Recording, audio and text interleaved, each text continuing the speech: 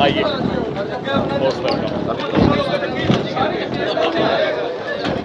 ये अज नहीं आए, पहले दिन ही ने सारे कांग्रेस का परिवार है, सारे इकट्ठे ये तो एवं उन्होंने वालों वो चीज़ा फैलाइया गई, सारे अपना काम कर रहे हैं।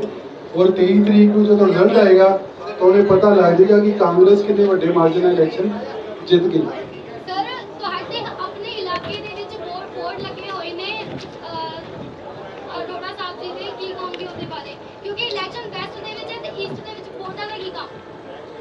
सरकार ਦੇ ਬੋਰਡ ਤਾਂ ਉੱਥੇ ਬੈਂਗਲੌਰ 에ਅਰਪੋਰਟ ਤੇ ਵੀ ਲੱਗੇ ਆ, ਉੱਥੇ ਕੀ ਕੰਮ।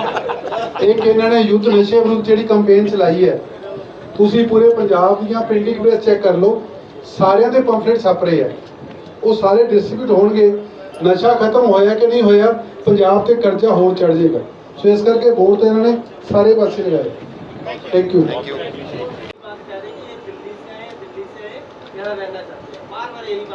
अब आपको मैं नाम भी बताऊं, दिल्ली से एक आदमी इनकी एक महिला नेता को मारपीट करके यहां आकर बैठ गया या नहीं बैठ गया, सब जानते हैं उसका नाम।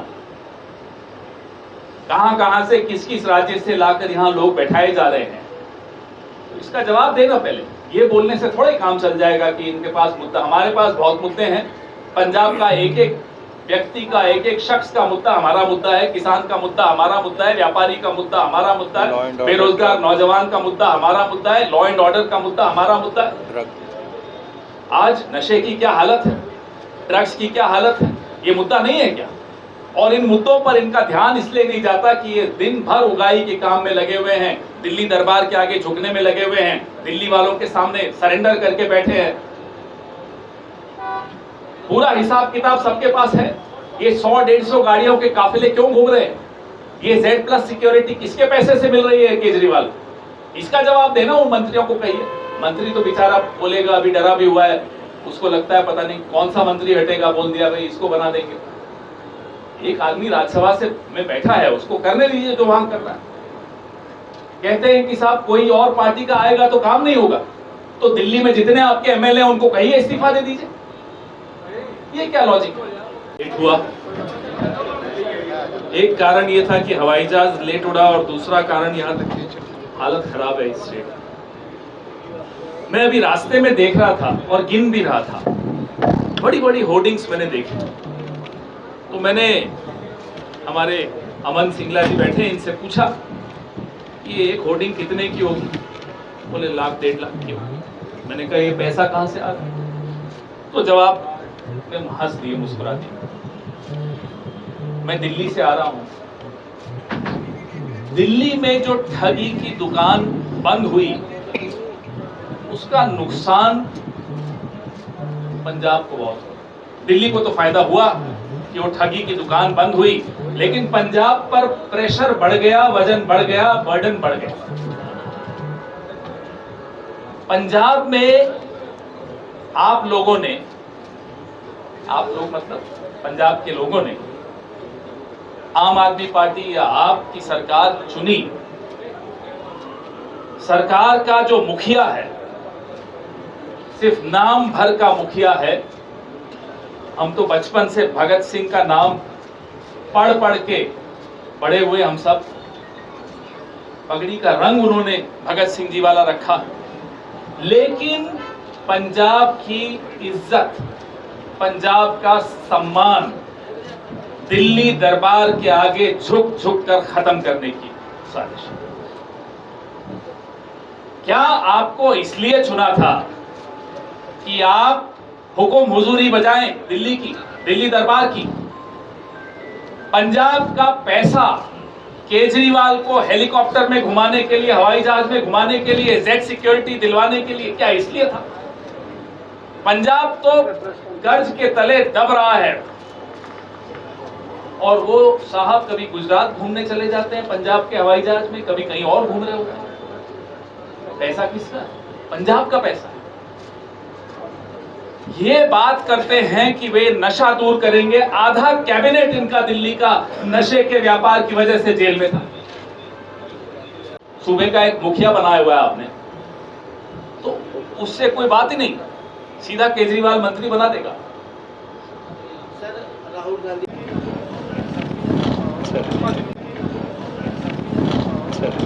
करेंगे। एक अय्याशी वाली जिंदगी केजरीवाल की, उसका पैसा पंजाब का किसान, पंजाब का जवान, पंजाब का व्यापारी क्यों देगा? यह शिकायत पूरे देश को है, पूरे पंजाब को है, और सब हैरान है कि आम आदमी अपने आप को बोलते हैं और क्या खास शौक पाले हुए। दो राज्यों की जेड सिक्योरिटी किसी एक मुख्यमंत्री को, एक्स चीफ मिनिस्टर को मिली हो तो वो एक आदमी। 2 राज्यों की जेड सिक्योरिटी, क्या करोगे साहब? ये तो कहते थे ना बंगला लूंगा, ना गाड़ी लूंगा, ना सिक्योरिटी लूंगा। अब 2 राज्यों की सिक्योरिटी लेकर घूम रहे। 100 गाड़ियां काफिले में, 150 गाड़ियां काफिले में। मैंने अभी, मुझे आशु भाई बता रहे थे कि कल वो घोषणा करके गए कि यहां से जितवा दो, मंत्री बना दूंगा। भाई हम ये भी पूछना चाहते हैं कि हटाओगे किसको, वो भी नाम बता दो। किसी को हटाओगे तभी ना उसको मंत्री बनाओगे, बताइए किसको हटाओगे? ये चुनौती देते हैं हम।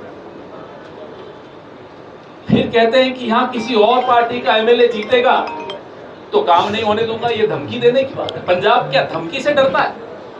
पंजाब को आप डरा के वोट लेंगे और पंजाब आपको वोट दे देगा? ये संभव ही नहीं है, ये इम्पॉसिबल है, ये नहीं हो सकता। आपका मुखिया भले झुकता होगा दिल्ली दरबार के आगे, पंजाब नहीं झुकता है, पंजाब डरता नहीं है। पंजाब को धमकाइए मत। ये आशु है इसका नाम, ये शेर है, ये काम करवाना जानता है। 1000 करोड़ के काम हम गिन रहे थे, करा चुके। आप अगले 2 साल इनकी सरकार है, ये इन 2 सालों में भी काम कैसे करा के दिखाएगा ये आप जानते हैं। इस आदमी में वो गुण है, और इनको तंग करने में कोई कसर नहीं छोड़ी। ये तो कोर्ट से बाइज्जत निकल कर आए नहीं, उन्होंने तो पूरी कसर निकाल दी थी इनको कैसे फंसा के रखना है, उलझा के रखना है। 27 देख रहे हैं तो Delhi people will entirely hijack और कैप्चर पंजाब अगर इसी वे में चलते रहे। नहीं, जीते तो चांस नहीं है, और कैप्चर हो चुका है। कैप्चर में कोई कमी नहीं छोड़ी गई, पूरा कैप्चर हो चुका है। जो दिल्ली में इस बार गाड़ियां भी पकड़ी गई चुनाव में, पंजाब नंबर की गाड़ियों में पैसे पकड़े जा रहे थे, तो कैप्चर में कोई कमी नहीं छोड़ी है। गुजरात तक में जो पैसा पिछले इलेक्शन में लगा और जो अभी बाई इलेक्शन में लग रहा है, पंजाब से जा रहा है। तो कैप्चर आपको लगता है कि आने वाले दिनों में होगा, तो गलत सोच रही हैं आप। कैप्चर हो चुका है, पूरी तरह से हो चुका है। भगवंत मान एक मुखौटा है, असली चेहरा पीछे वही है केजरीवाल। बीजेपी वालों ने स्कैम उजागर किया है संजीव अरोड़ा जी के खिलाफ, आप क्या कहेंगे, आपकी प्रतिक्रिया क्या है? इंडिविजुअल मैं कोई किसी पे अटैक नहीं करूंगा। सरकार स्कैम है तो बीजेपी वालों ने बताया। अभी मैं किसी के ऊपर इंडिविजुअली कोई अटैक नहीं करूंगा। मेरे ऊपर अटैक हो रहे हैं, होने दो। कल दिन में आप लोगों ने सबने देखी है रैली, सुबह वो शुरू आशु से किया और आखिर आशु तक था, तो मैं तो सह रहा हूँ साहब। It's Ashu versus Kejriwal, it's public versus Kejriwal. Very good.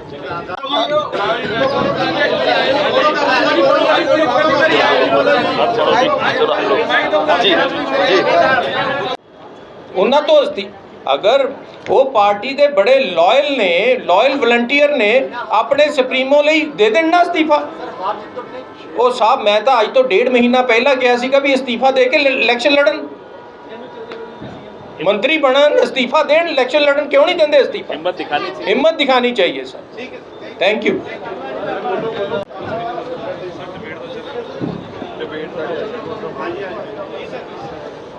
बहुत धन्यवाद खेड़ा साहब।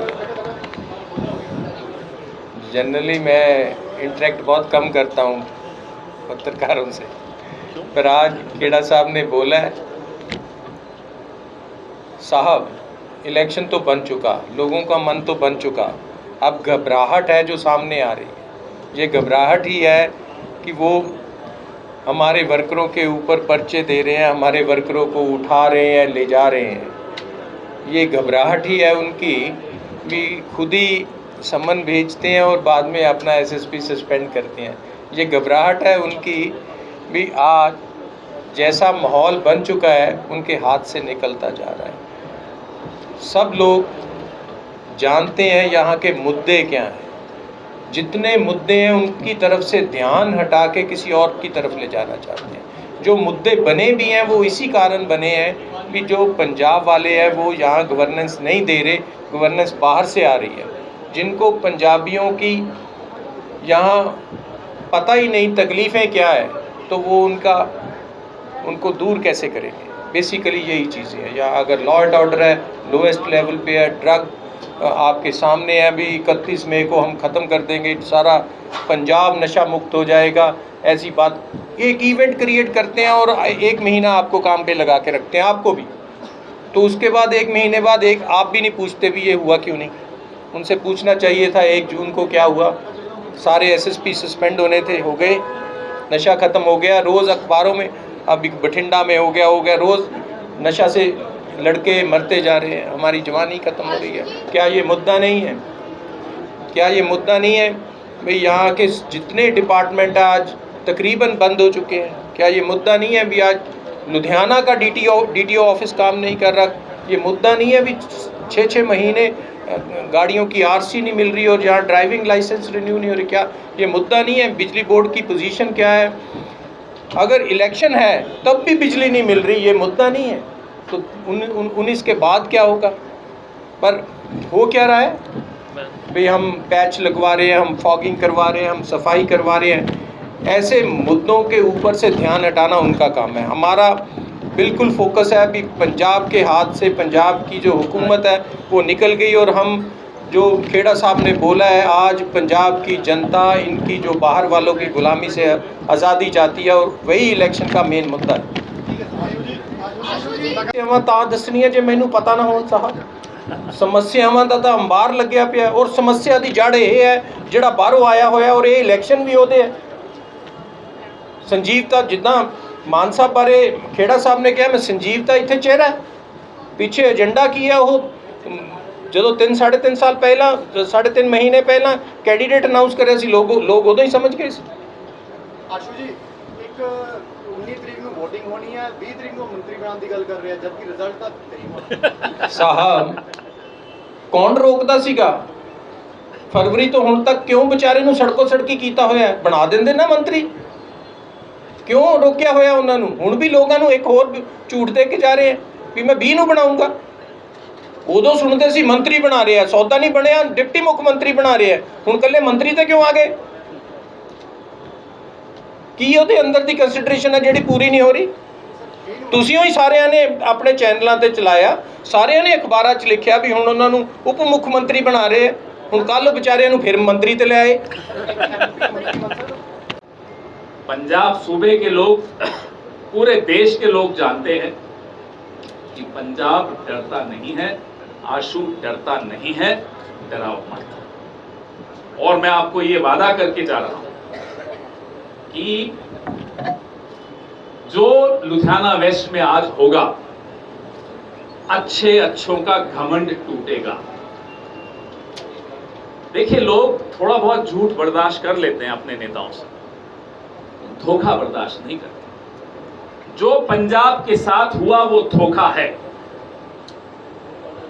और वो धोखा सुना है। दिल्ली से टीम आई हुई, उगाई करने वाली टीम, पंजाब से उगाई करती है, दूसरी टीम नोट गिनती है। चेयरमैन बाहर से ला के बनवाए जा रहे हैं। पंजाब की इज्जत के साथ ये खिलवाड़ जो किया जा रहा है, दिल्ली वाले आकर जो कर रहे हैं, ये बर्दाश्त नहीं होगा। आशू जी के पास एक विजन है, चिंता है इनके मन में, और ऐसा शख्स जिसके पास एकदम स्पष्ट विजन है, वो लुधियाना वेस्ट के लोगों के लिए बहुत कुछ कर गुजरेगा। इसमें किसी को कोई शक, कोई शुबा नहीं होना चाहिए। जब 2022 में हम घूम रहे थे चुनाव में, वो एक नारा लगाता था, एक मौका। मैं पूरा नारा नहीं बताऊंगा, और जहरीले नाक को कोई मौका देता है? कोई कहता है कि भाई जहर का एक मौका दे दो, एक बार जहर ले लो। जहर एक बार लो या 2 बार लो, जहर जहर होती है। और अब उस जहर को खत्म करने का समय आ गया है। उसका पहला कदम भाई आशु को जिताने का होगा। उसके बाद 27 के पहले फिर आएंगे और कदमों की पर भी चर्चा करेंगे। लेकिन अब पंजाब निजात चाहता है, अब पंजाब आजादी चाहता है इन लोगों से। और इन लोगों से आजादी लुधियाना वेस्ट के लोगों के वोट से ही मिलना शुरू होगी। पंजाब की जो हालत है, नौजवान की जो हालत है, किसान की हालत, व्यापारी की हालत, कोई चिंता नहीं इन लोगों को। पिछले 3 सालों से लगता ही नहीं है कि पंजाब का कोई बड़ी वारिस है, कोई नहीं लगता। छोड़ दिया पंजाब को दिल्ली वालों के भरोसे। अब आपके सवाल, क्योंकि आप भी लेट हो रहे हैं, सवाल पूछिए फिर आगे। अभी भी कमी लग रही है, तो पंजाब प्रधान है वो कहीं ना कहीं आपसे दूरियां बनाए रखेगा।